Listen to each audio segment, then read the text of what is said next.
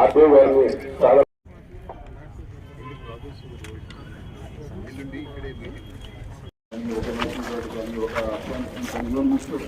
కుటుంబాలు ఎవరు ఉన్నట్టు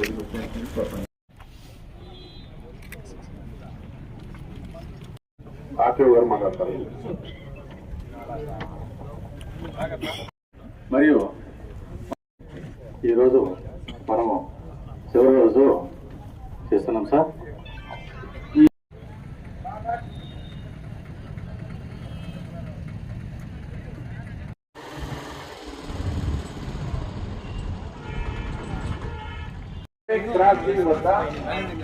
జాగ్రత్తలు పాటిస్తూ మేము రహదారి భద్రత నివారణకు సంబంధించినటువంటి మెయిన్ వీడియోలు కూడా వాళ్లకు అవన్నీ చూపించి అవగాహన చేశాం సార్.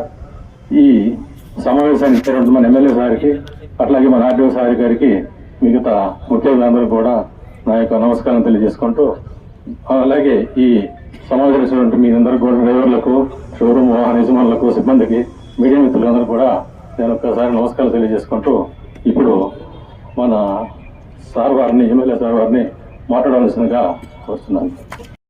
మనకు మన భారతదేశంలో ప్రమాదాలు జరగడానికి కారణాలు యాంత్రిక లోపం, వెహికల్స్ అయిన కండిషన్ లేని దాని వలన ప్రమాదాలు జరుగుతాయని, అదేవిధంగా డ్రైవర్ల అజాగ్రత్తల వలన, తర్వాత రోడ్డు ఇతర వినియోగదారులు అంటే మనం రోడ్డు మీద ప్రయాణం చేసేటప్పుడు మోటార్ సైకిల్ అయితేనేమి, కార్లు, ఆటో రిక్షాలు, అట్లాగే హెవీ గూడ్స్ వెహికల్స్, వీరందరూ కూడా రోడ్డు నియమ నిబంధనలు సరిగా పాటించడం వలన ప్రమాదాలు జరుగుతున్నాయని సర్వేలు చెప్తున్నాయి. ముఖ్యంగా 87% డ్రైవర్ అజాగ్రత్తల వల్లనే కూడా ప్రమాదాలు జరుగుతున్నాయని కూడా సర్వేలు చెప్తున్నాయి. దాంట్లో మెయిన్గా మన యువత చాలా వరకు దాదాపు 30-35 ఏళ్ళ మధ్యలో చాలా యువత మాత్రం చనిపోతారని కూడా సర్వేలు చెప్తున్నాయి. కాబట్టి మన యువత అందరూ కూడా, అదేవిధంగా మీరందరూ కూడా వాహనం డ్రైవ్ చేసేటప్పుడు మనము ఫస్ట్ ఎప్పుడు కూడా రోడ్డుకి ఎడమ వైపునే ప్రయాణం చేయాలి. ఓవర్ స్పీడ్, మనము వెహికల్ కండిషన్లను బట్టి మనం ఓవర్ స్పీడ్ కూడా చేయకూడదు. వెహికల్ కండిషన్లో ఉంటేనే మనం డ్రైవ్ చేయాలి.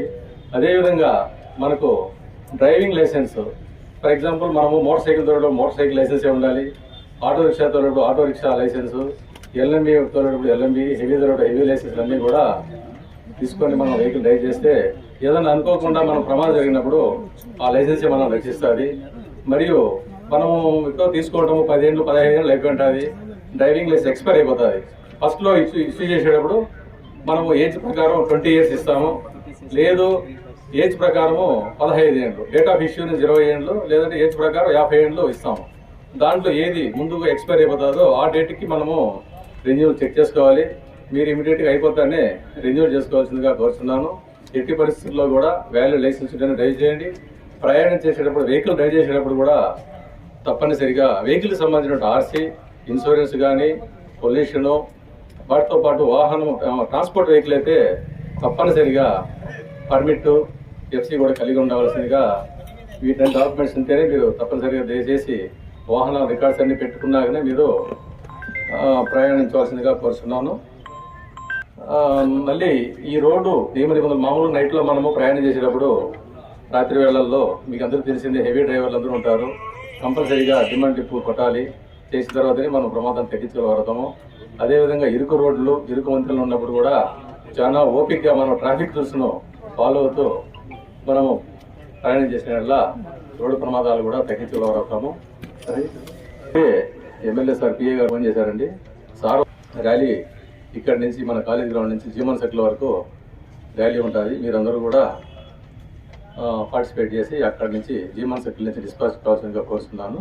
మరీ ముఖ్యంగా మనకు కేంద్ర ప్రభుత్వము, రాష్ట్ర ప్రభుత్వాలు ఒక గుడ్ సమార్టియన్ పాలసీ అని ఒకటి, ఇంకొకటి ఏమంటే హిట్ అండ్ రన్ పాలసీ అని 2 పాలసీలు గవర్నమెంట్ వారు ప్రవేశపెట్టినారు. దాంట్లో మెయిన్ గుడ్ సమార్టియన్ పాలసీ అంటే, ఇంతకుముందు మనము రోడ్డు మీద ప్రయాణం చేసేటప్పుడు ఎవరైనా యాక్సిడెంట్ అయితే, గాయాలు పాలైనప్పుడు మనము వాళ్ళని చూసుకున్నట్టు వెళ్ళిపోవాలి. ఎందుకంటే పాత రోజులలో, గతంలో ఏదైనా యాక్సిడెంట్ అయితే మనం పోలీస్ స్టేషన్ చెప్పినా కూడా మన పేరు రికార్డ్ అవుతుంది. తర్వాత కోర్టులకు మనం విట్నెస్గా పోవాల్సి వస్తుందని భయపడేవాళ్ళం. ఇప్పుడు కేంద్ర ప్రభుత్వం రాష్ట్ర ప్రభుత్వాలు వాటి మీద సవరణ చేశారండి. దాని ఉద్దేశం ఏమంటే మనము వాళ్ళని ఇమీడియట్గా మనం ఏం భయపడాల్సిన లేదు. 108కి కానీ 101 మన పోలీస్ డిపార్ట్మెంట్ వారికి కానీ ఫోన్ చేసిన వల్ల వాళ్ళని ఇమీడియట్గా మన క్షతగాత్రుల్ని 1 అవర్లో కానీ మనము ఎటువంటి హాస్పిటల్ అయినా సరే, మన గవర్నమెంట్ హాస్పిటల్ ఇంతకుముందు ఉండేది. ఇంతకుముందు గవర్నమెంట్ హాస్పిటల్ని వాళ్ళు ట్రీట్మెంట్ ఇచ్చేవాళ్ళు. దాని మీద కూడా ఇప్పుడు అవసరం లేదు. మన ప్రైవేట్ హాస్పిటల్లో కూడా ఖచ్చితంగా ట్రీట్మెంట్ ఇస్తారు. అవన్నీ కూడా సవరణ జరిగినాయి కాబట్టి సవరణ చేశారు గవర్నమెంట్, కేంద్ర ప్రభుత్వంగా రాష్ట్ర ప్రభుత్వంగానే. కాబట్టి మీరు ఏం భయపడాల్సిన లేదు. ఇమీడియట్గా వారిని ఒక 1 అవర్లో కానీ మనం హాస్పిటల్లో చేస్తే వాళ్ళు ప్రాణాపాయం నుంచి బయటపడగలవారు. మనకు గవర్నమెంట్ ఇట్లా చేసిన వ్యక్తుల్ని వాళ్ళ పేర్లు కూడా ఏమి గోప్యంగా ఉంచుతారు. వాళ్ళకు గుడ్ సమాధి అయిన సర్టిఫికేట్ కూడా ఇస్తారు. అదే కాకుండా ఆ ప్రమాదంలో ఎంతమంది వ్యక్తులు గాయపడినారో వాళ్ళ సంఖ్యను బట్టి మనకు గవర్నమెంట్ 5,000 నుంచి 25,000 వరకు మనకు బహుమతి నగదు బహుమతి ఇస్తారు. అదే మాదిరిగా గుడ్ సమార్టియన్ సర్టిఫికేట్ కూడా మన కలెక్టర్ గారిసే మనకు సర్టిఫికేట్ ఇస్తారు. తర్వాత రెండోది వచ్చి హిట్ అండ్ రన్ పాలసీ. అంటే ఏదైనా గుర్తు తెలియని వాహనము మనల్ని రోడ్డు మీద పోతూ ఉంటాము, గుర్తు తెలియని వాహనం కొట్టేసి వెళ్ళిపోతుంది. అప్పుడు మనం ఇమీడియట్గా మనం పోలీసు వారు కానీ తర్వాత ఎంఆర్ ఆఫీసులో కూడా మనము అప్లై చేసుకుంటే గవర్నమెంట్ వారిసే ఒక 50,000 నగదు ఇస్తారు. ఒకవేళ ప్రమాదంలో ఎవరైనా చనిపోతే 2 లక్షల వరకు ఆ వారసులకి 2 లక్షల వరకు గవర్నమెంట్ వారు మనకు ఇస్తారు. ఇవి ఖచ్చితంగా మనం సంబంధిత పోలీస్ స్టేషన్ అదేవిధంగా ఎంఆర్ ఆఫీసులలో మనం దరఖాస్తు చేసుకోవాలి. మనము రహదారి భద్రతా సూచనలు సలహాలను పాటిద్దాం, ప్రమాదాలను తగ్గిద్దాము. అదేవిధంగా ఈ ప్రమాదాలను తగ్గిద్దాము. ఇదే విధంగా ఈ అవకాశాన్ని ఇచ్చినటువంటి మీ అందరూ కూడా మళ్ళీ ఎమ్మెల్యే సార్ వచ్చిన మనం మళ్ళీ మాట్లాడతాను. ప్రతి మనిషి జీవితం కూడా వాళ్ళ కుటుంబానికి విలువైంది. దీనికి ముఖ్యమంత్రి అని, ప్రధానమంత్రి అని, రాష్ట్రపతి అని తేడా ఉండదు. రాష్ట్రపతి జీవితం ఎంత ఈ దేశంతో పాటు ఆయన కుటుంబానికి ఎంత ముఖ్యమో మీ ప్రతి ఒక్కరి జీవితం కూడా మీ కుటుంబానికి అంతే ముఖ్యము. జీవితంతో పాటు జీవితాన్ని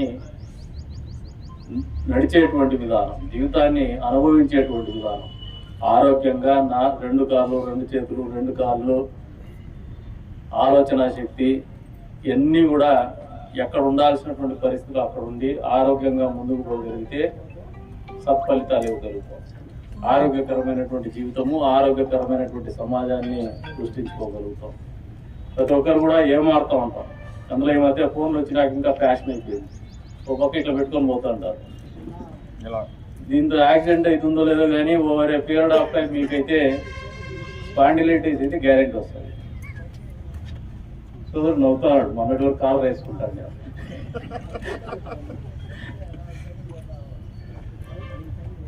ఆరోగ్యాన్ని కాపాడుకోవడంలోనే కాదు, జీవితాన్ని కాపాడుకోవడంలో కూడా మన స్వీయ భద్రత అనేది మనము ఏదో మోటార్ వెహికల్ యాక్ట్ ఉందనో, లేదు పోలీసు వాళ్ళు గమనిస్తారనో, లేదా అధికారులు ఏదైనా జరిమానా విధిస్తారనో కాకుండా ఒకసారి వాహనాన్ని నడిపేటప్పుడు మీ కుటుంబాన్ని గుర్తు తెచ్చుకోండి, మీ జీవితాన్ని గుర్తు తెచ్చుకోండి, మీకున్నటువంటి బాధ్యతలు గుర్తు తెచ్చుకోండి.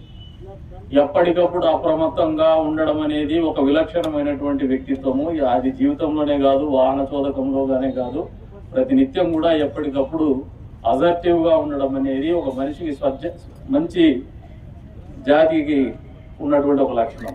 ఆ మంచి జాతిలో మనం ఉండాలనే ఆలోచనతో అయినా మీరు అందరూ జాగ్రత్తలు తీసుకోండి. మీ కుటుంబ బాధ్యతలు కానీ, మీ వ్యక్తిగత జీవితం కానీ ఇబ్బంది పడకుండా ఆలోచన చేసుకోండి. మీలో చైతన్యం నింపడానికి ఒక కార్యక్రమం చేస్తున్నాం, కానీ మీరు ఇది ఒక ఐవాష్ కిందనే చూసుకొని మళ్ళీ మర్చిపోద్దండి. ఏదో కంటి తుడుచారు కింద మా వాళ్ళు ఫ్లెక్సులు వేస్తున్నారు, ఒక ప్రోగ్రాం పెడతారు, పై నుంచి మీరు చేసినారా లేదా అని అడుగుతారు. ఈ డేటా పైకి పంపాల్సిన అవసరం అని వాళ్ళకు అనుకున్నా కానీ మీకోసం ఆలోచన చేసి ప్రభుత్వాలు నిర్వహిస్తున్నటువంటి కార్యక్రమం, ఈ సమాజం హితం కోసం ఆలోచన చేస్తున్నటువంటి కార్యక్రమాలు ఇవి. కాబట్టి దీన్ని బాధ్యతాయుతంగా ఆలోచన చేయమని చెప్పేసి మీ అందరినీ కూడా కోరుకుంటూ మరొకసారి చెప్తున్నాను, ప్రతి ఒక్కరి జీవితం కూడా విలువైనదే. ఒకరి జీవితం ఎక్కువ, ఒకరి జీవితం తక్కువ అనేది ఉండదు. ప్రతి ఒక్కరి జీవితం వాళ్ళ కుటుంబానికి, ఈ సమాజానికి అత్యంత విలువైనది. కాబట్టి దాన్ని ఆరోగ్యకరంగా ఆనందదాయకంగా చేసుకుందాము. ప్రమాదాల బారిన పడకుండా చూసుకుందాం. నిర్లక్ష్యపు ధోరణి వీడనాడదాం, అలసత్వాన్ని వీడనాడదాం. ఏదైతే రూల్స్ మనం పాటించాలో వాటన్నిటినీ పూర్తి స్థాయిలో పాటిద్దామని చెప్పేసి మీ అందరినీ కూడా కోరుకుంటూ, మరొకసారి మీ అందరికీ జీవితం విలువ తెలుసుకునే విధంగానే ఈ కార్యక్రమాలు ఉన్నాయి. ఈ జీవితం విలువను తెలియజెప్పేటువంటి పరిస్థితిలో భాగంగానే ఈ రకంగా మాసోత్సవాలు కూడా నిర్వహిస్తూ ఉన్నారనేది కూడా మీరు అందరూ అర్థం చేసుకోండి. ఇది వ్యయ ప్రయాసంతో కూడుకునేది, డబ్బుతో కూడుకునేది. కొద్ది వరకు సమయం కేటాయించడమే కాదు, డబ్బు కూడా ప్రభుత్వాలు కేటాయించి మీకోసం పనిచేస్తుందంటే మీ గురించి ఆలోచన చేస్తున్నటువంటి ప్రభుత్వాల యొక్క ఉద్దేశాన్ని కూడా అర్థం చేసుకోమని చెప్పేసి కూడా కోరుకుంటూ, మరొకసారి అందరికి కూడా పేరు పేరున ధన్యవాదాలు తెలుపుకుంటూ సెలవు తీసుకుంటున్నాము. జై హింద్. ఈ వ్యక్తికి కూడా ఒక కుటుంబం ఉంటుంది. తను చేసిన ప్రతి పనిలో కూడా తన కుటుంబాన్ని, తన సమాజాన్ని దృష్టిలో పెట్టుకుని ముందుకు వెళ్ళినట్లయితే, మీ ధర్మం మీరు సక్రమంగా నిర్వహించినట్లయితే ఎటువంటి ప్రమాదాలు జరగవండి. దయచేసి అర్థం చేసుకోండి. ఎందుకంటే ఏదో అట్టహాసంగా ఒక రోజు జరిగే కార్యక్రమం అనుకోవద్దు. మీ గురించి ఒక వ్యక్తి ఇక్కడికి వచ్చి మీకు తెలియజేస్తున్నారు అంటే అది కుటుంబం కాదు. మీ కుటుంబం మీరు ఎప్పుడైతే దృష్టిలో పెట్టుకుంటారో ప్రతి వాళ్ళ కుటుంబం కూడా బాగానే ఉంటుంది. చాలా మంది ఇప్పుడు సార్ చెప్పినట్టుగా ఇలా చాలా విచిత్రంగా వెళ్తూ ఉంటారు. సెల్ ఫోన్ ఇలాగా దగ్గర పెట్టుకుని వంగి వంగి వంగి వంగి ఇలా తిరుగుతూ వెళ్తుంటారు. అట్లాంటి సందర్భంలో కూడా ఆటోలు కొన్ని డ్రైవర్స్ ఎవరైనా సరే వీలైనంత వరకు కూడా భద్రతని మీరు పాటిస్తూ కుటుంబాన్ని దృష్టిలో పెట్టుకుని ఏ యొక్క ముఖంతో నవ్వుతూ బయటకు వస్తున్నప్పుడు ఎలా అయితే నీ పిల్లలకి, నీ భార్యకి, నీ అమ్మకి కనబడతావో మళ్ళీ అదే ముఖంతో మళ్ళీ వెనక్కి రావాలి. అర్థమైందండి? మీరు ఒక్కసారి వెళ్ళారంటే ఇంట్లో తప్పు ఆడుకుంటారు. గుండె ఏ రకమైన ఫోన్ వచ్చినా సరే భయం వేసుకుని ముందు భయంతో వస్తుంది ఫోన్. మరి మన చిన్నప్పుడు మీకు గుర్తుందో లేదో కానీ టెలిగ్రాఫ్ వచ్చిందంటే టెలిగ్రాఫ్ భయం వెళ్ళేవాళ్ళం. అమ్మ ఏదో ఎవడొచ్చిందా బాగా అన్నట్టు.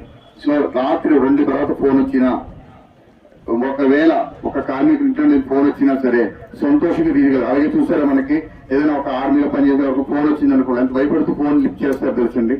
అంటే మీకు ఇవన్నీ కూడా సెన్సిటివ్ పాయింట్స్ అనిపిస్తాయి. కానీ ఒక్కసారి మీరు మీ కుటుంబాన్ని దృష్టిలో పెట్టుకుని చాలా బాధ్యతమైన పౌరుడిగా, మంచి సిటిజన్ గానే వ్యవహరిస్తూ ఇక మీద మారాలనుకున్నట్టు వివేకానంద స్వామి చెప్పినట్టు ఒక్క రాత్రి చాలు, మనం ఒక మనసు, ఒక పూట చాలు, ఒక క్షణం చాలు. ఈ క్షణమే ఈ రోజు మన ఎమ్మెల్యే గారు చెప్పారనో లేకపోతే నేనేదో చెప్పానో కాదు.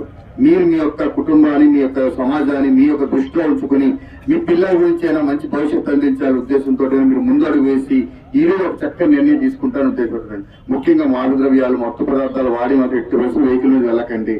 మీరు ఎంత చక్కగా భగవంతుడు ఇచ్చిన ఆ శరీరం ఎలా ఉందో దాన్ని ఒక అంగవైకల్యంగా మార్చుకోవద్దు. మీ వల్ల ఆర్థిక నష్టము, స్వాతంత్ర కోల్పోయిన కుటుంబంలా ఉండిపోయి మీ మీద జాలి చూపే పరిస్థితి తీసుకురావద్దు. మీ జాలి అనేది ఎలా ఉండాలంటే మీ యొక్క జీవన విధానం పైన ఉండాలి తప్ప మీకు స్వయం కృపాలతో వచ్చే జాలి అనేది మీకు అది నిర్లక్ష్యమైన ధోరణితో అవుతుంది. కాబట్టి ప్రతి ఒక్క ఇక్కడ ఎవరైతే బైక్ నడుపుతున్నారో నాట్ ఓన్లీ డ్రైవర్స్ అనే కాదు, యూత్ కూడా చాలా మంది ఉన్నారు. ఆ యూత్ ఎవరంటే ఒక అమ్మాయి ఎవరు బ్యాక్ సైడ్ ఉన్నట్టు అక్కడికి వెళ్తారంటే 67 వెళ్ళిపోయి తర్వాత నేను ఆదివాసులు చూస్తాను. మా ఆదివాసు దగ్గరలోనే సుమారు 9 యాక్సిడెంట్లు జరిగాయట. నాకు తెలియదు ఆ విషయం. దయచేసి అక్కడ ఏ రకమైన పరిస్థితులు ఉన్నాయి, అక్కడ ఏమైనా గుంతలు ఏమైనా ఉన్నాయా, లేదా రోడ్డు కరెక్ట్ గా ఉందా లేదా అన్ని కరెక్ట్ గా మీరు మీ యొక్క చేతనత్వాన్ని కోల్పోకుండా, మీ యొక్క ఏమంటారంటే జ్ఞానం, విచక్షణ కోల్పోకుండా మాత్రమే రోడ్డుపై ప్రయాణించండి. కుటుంబాన్ని, సమాజాన్ని, మీ యొక్క చుట్టూ ఉన్న ప్రపంచానికి ప్రేమిస్తూ ముందుకు వెళ్ళాలని కోరుకుంటూ నమస్కారం చేసి థ్యాంక్ యూ అండి. ఈ వాహనమును జాగ్రత్తగా పాటించవాలి. వాహనం వినియోగించిన దారి పోవాలి. నిషేధించిన ప్రదేశములలో కానీ